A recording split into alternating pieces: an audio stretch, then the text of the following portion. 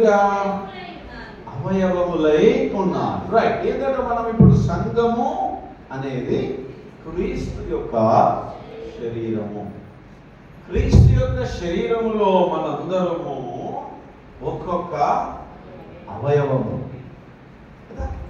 ఒక్కొక్క అవయవం. ఈ అన్ని అవయవాలన్నీ కూడా ఈ యొక్క బాడీ లేదా ఈ శరీరము మూవ్ కావడానికి, ఈ శరీరము ఉనికి కలిగి ఉన్నది అని చెప్పడానికి కదా ఒకదానికి ఒకటి సహకారము అందించుకుంటూ ఉంటాయి కదా.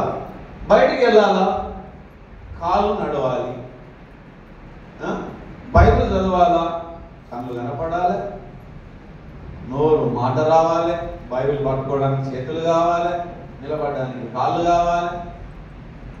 అంటే ఒకదానికి ఒకటి సహకారం అందించుకుంటూ ఉండడానికి కదా. అలాగే మరి మందిరంలోకి విశ్వాసిగా నువ్వు రావడానికి గల కారణం ఏంటి? ఎందుకు నీవు మందిరంలోకి ఒక విశ్వాసిగా వస్తున్నావు అని అంటే సంఘ అభివృద్ధికి నీవు సహకారిగా ఉండడానికి వస్తున్నా. అర్థమైందా? ఎందుకు మందిరంలోకి రావడానికి గల కారణం ఏంటంటే నీవు రావడం ద్వారా కదా సంఘము అభివృద్ధి చెందుతుంది. నువ్వు రావడం ద్వారా సంఘము క్షేమంగా ఉంటుంది. ఎందుకు?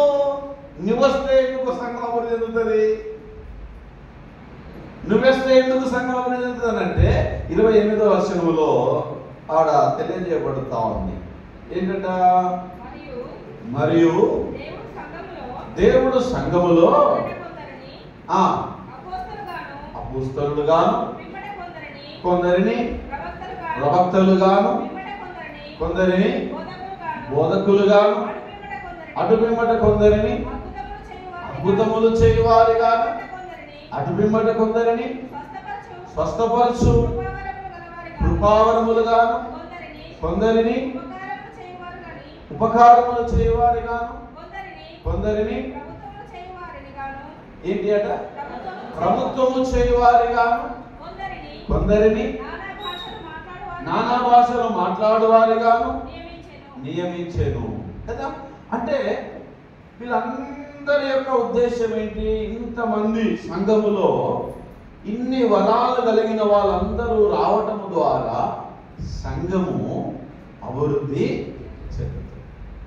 ప్రభుత్వం చేసే వాళ్ళు కావాలా కదా, పాటలు పాడే వాళ్ళు కావాలా, వాక్యం చదివే వాళ్ళు కావాలా, ప్రార్థన చేసే వాళ్ళు కావాలా, వాక్యం చెప్పే వాళ్ళు కావాలా కదా. ఇలాగ అందరము ఒకరికి సహకారం అందించుకుంటూ సంఘము అభివృద్ధి చెందడానికి, సంఘము విస్తరించడానికి, క్రీస్తు శరీరము అభివృద్ధి చెందడానికే నీవు దేవుని మందిరములోకి వస్తున్నావు. నీ వల్ల సంఘము క్షేమంగా ఉండాలి, నీ వల్ల సంఘము అభివృద్ధి చెందుతూ ఉండాలి. అందుకొరకే కానీ సంఘములోకి వచ్చి విచ్ఛిన్నం చేసే ప్రజలు కూడా లేకపోలేదు. సంఘ ఐక్యతను దెబ్బతీసేవారు లేకపోలేదు. నువ్వెందుకు సహకారం చేస్తావు అని కూర్చోబెట్టేవారు లేకపోలేదు. కాబట్టి ఆలోచన చేయాలి. మందిర ప్రతిష్ఠ దినోత్సవ సందర్భంగా ఎందుకు నేను మందిరంలోకి వెళ్ళాలి అని అంటే నేను వెళ్ళుట ద్వారా సంఘము అభివృద్ధి చెందుతుంది, సంఘము అభివృద్ధి చెందుతుంది. అందుకొరకు నేను మందిరములోకి వెళ్ళాలి అన్న ఆలోచన కలిగిన వారమై ఉండాలి. సంఘ అభివృద్ధి కొరకు నీవు సహకారుడిగా ఉంటే ఏం జరుగుతుందో తెలుసా? మీ అందరికీ ఏం జరుగుతుంది?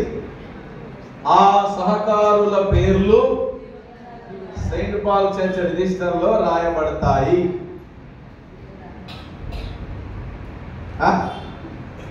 ఆ సహకారుల పేర్లు కదా ఇక్కడెక్కడనో రాయబడతాయి, గోడల మీద చెక్కబడతాయి. ఎక్కడ? ఆ జీవ గ్రంథములో రాయబడతాయి. అంత ధన్యకరమైన పరిస్థితిని పక్కన పెట్టి కదా, సంఘ క్షేమ అభివృద్ధి కొరకు నన్ను దేవుడు ఒక సహకారురాలిగా ఉంచాడు కాబట్టి నేను మందిరంలోకి వెళ్ళాలి అన్న సంగతిని మర్చిపోతున్నా. కాబట్టి మొదటిది, ఎందుకు మందిరంలోకి నువ్వు రావాలి అని అంటే, దేవుడు నియమించిన ఆజ్ఞను నీవు పాటించడానికి రావాలి. ఎందుకు నీవు మందిరంలోకి రావాలి అని అంటే, నీవు ఒక విశ్వాసిగా ఆధ్యాత్మికంగా ఎదగడానికి కొరకు రావాలి.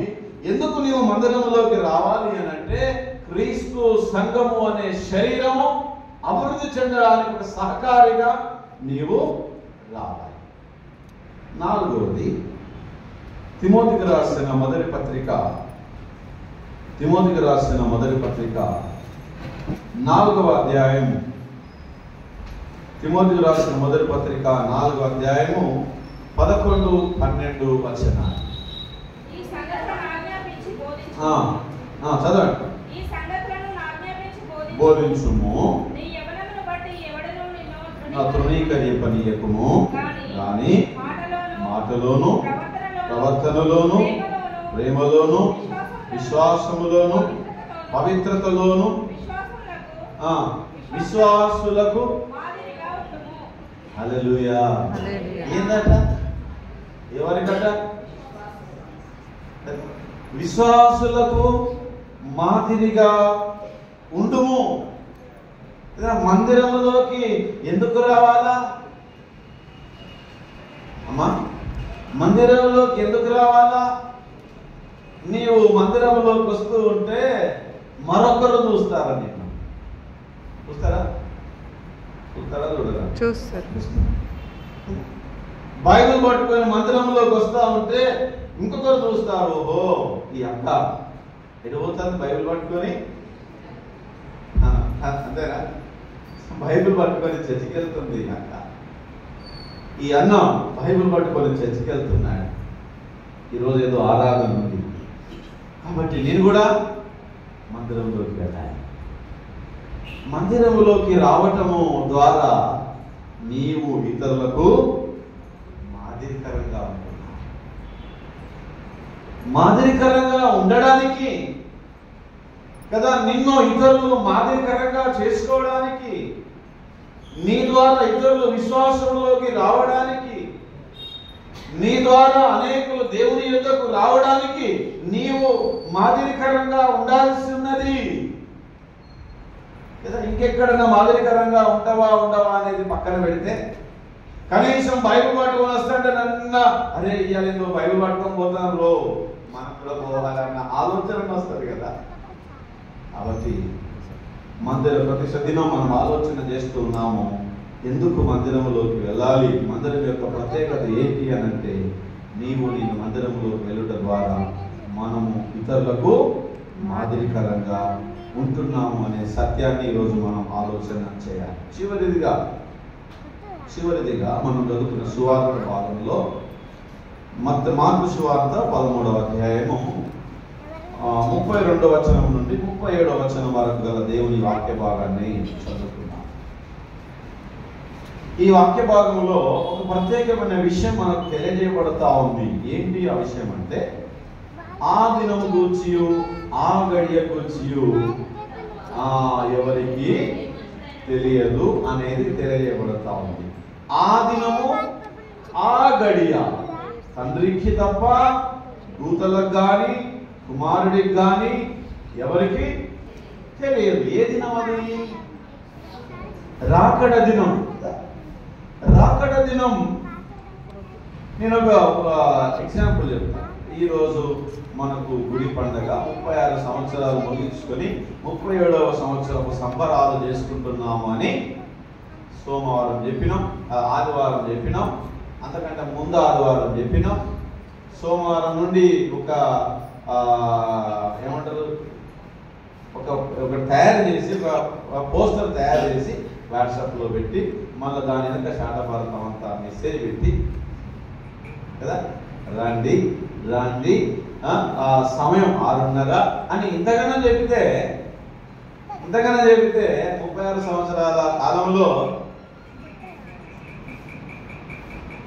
అంటే నేను ఎందుకు చెప్తున్న విషయం అంటే టైం ఇచ్చి డేట్ ఇచ్చి డే పెట్టి ఇన్ని పెట్టినా కూడా సిద్ధపాటు లేని వాళ్ళు ఉన్నారు కదా చాలా మంది. ఉన్నారా లేదా?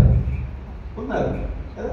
మరి ఆ గడియ తెలియదు నీకు, ఆ సమయం తెలియదు, ఆ దినం తెలియదు, దాని కొరకు సిద్ధపడి ఉంటాం కదా. అంటే అంత కాలన్నట్టే కదా, అంత ఎగిరిపోయే ముచ్చటే కదా ఇది, అనే కదా అంత. అయ్యో మాకు ఇక్కడ తెలుస్తుంది, ఇంతగానో టైం చెప్తుంది, ఇంతగానో సమయాన్ని ఇస్తుంది, ఇంత సిద్ధపాటు, రోజు రోజు మెసేజ్ పెట్టుడు, నేను కాకపోతే అమ్మగారు, అమ్మగారు కాకపోతే నేను, ఇన్ని గణం చేసినా కూడా సిద్ధపాటు లేని విశ్వాసులం సంఘం. అట్లయితే డేట్ లేదు, టైం లేదు, ప్లేస్ లేదు, ఏం సంగతి తెలియదు. అట్లాంటి వాళ్ళ కొరకు, దేవుని రాకడ కొరకు ఒక విశ్వాసిగా మనమే సిద్ధపడి ఉంటాం. కాబట్టి ఎందుకు మందిరంలోకి మనం రావాలి అంటే పరలోక రాజ్యం కొరకు సిద్ధపడడానికి రావాలి. ఎందుకు రావాలా? పరలోక రాజ్యం కొరకు సిద్ధపడడానికి రావాలి. ఈ ఆదివారం మందిరంలోకి వెళ్ళి ఆరాధన చేసుకుని దేవుని వాక్యాన్ని విని ఈ వారమంతా కూడా లోక సంబంధమైన ఆలోచనలకు, ఆశలకు మనము ఆకర్షించబడకుండా విశ్వాస జీవితాన్ని కాపాడుకుంటూ దేవుని గురించిన ధ్యానాన్ని చేసుకుంటూ నిత్యము భయముతో భక్తితో జీవిస్తూ ఉన్నప్పుడు నీవు సిద్ధపడి ఉన్నట్లు. అందుకొరకు ఆయన అంటాడు, 32-33 వచనంలో ఏమంటాడంటే, జాగ్రత్త పడుడి, మెలకువగా ఉండండి, ప్రార్థన చేయండి. ఎప్పుడు వచ్చునో నీకు తెలీదు. టైం చెప్పినా డేట్ చెప్పినా సిద్ధపడని ప్రజలు, టైం లేదు, డేట్ లేదు, ఏమి లేదు, ఏం నిలబడగలుగుతారు? జాగ్రత్త పడండి, మెలకువగా ఉండండి, ప్రార్థన చేయండి అని యేసుక్రీస్తు ప్రభువు వారు చెబుతూ ఉన్న మాట. అకస్మాత్తుగా వస్తాడు. కాబట్టి దేవుని మందిరంలోకి మనం ఎందుకు రావాలో తెలియజేయబడుతూ ఉంది. పరలోక రాజ్యములోకి ప్రవేశించే సిద్ధపాటు కలిగిన వాళ్ళముగా ఉండడానికి. ఆయన వచ్చినప్పుడు సిద్ధపాటు లేకపోతే తలుపులు వేయబడతాయి. కొడతావు, అయ్యా అయ్యా అంటే ఎవరో అక్రమం చేయవారులారా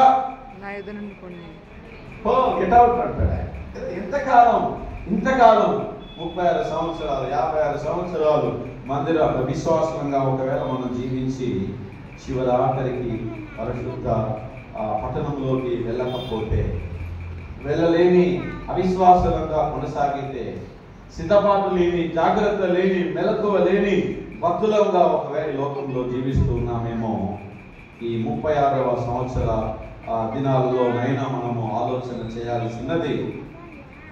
ఎందుకు దేవుని మందిరంలోకి రావాలి అని అంటే, ఎవరి కొరకు కాదు, మొట్టమొదటిగా నేను నా దేవుని ఆజ్ఞను పాటించడానికి. ఎవరి కొరకు కాదు, నేను ఆధ్యాత్మికతలో ఎదగడానికి. ఎవరి కొరకు కాదు, సంఘము అనే శరీరము, క్రీస్తు శరీరం అనే సంఘము అభివృద్ధి చెందడానికి నేను ఒక సహాయకురాలుగా ఉండడానికి. ఎవరి కొరకు కాదు, ఇతరులకు నేను మాదిరికరంగా జీవించడానికి. ఎవరి కొరకు కాదు, నేను పరలోక రాజ్యములో ప్రవేశించే సిద్ధపాటు కలిగిన జీవితాన్ని కొనసాగింపచేయడానికి. కాబట్టి మరి ప్రతిష్ఠ దినోత్సవ సందర్భంగా మనం ఆలోచన చేసిన రీతిగా మన ప్రియులకు మనం జ్ఞాపకం చేద్దాం. అన్నా నువ్వు వస్తే అయ్యగారికి ఏం మేలు కాదన్న చెప్పండి. వస్తుంది అక్క, నువ్వు వస్తే ఎవరికి మేలు కాదక్క అంటే మర్చిపోతారు. చెప్పండి, నీ ఆధ్యాత్మిక జీవితం కొరకే, నీవు దేవుని ఆజ్ఞను పాటించి ఆశీర్వాదం పొందడం కొరకే, నీవు ఆత్మీయంగా ఎదిగి నిత్యరాజ్యములో ప్రవేశించడం కొరకే నీ గమనించి అట్టి విశ్వాస జీవితంలో ముందు కొనసాగడానికి మనందరము ప్రయత్నం చేద్దాం. అలాంటి కృప, ఆత్మ నడిపింపు దేవదేవుడు మనందరికీ అనుగ్రహించి నడిపించును గాక. ప్రార్థించుదాము.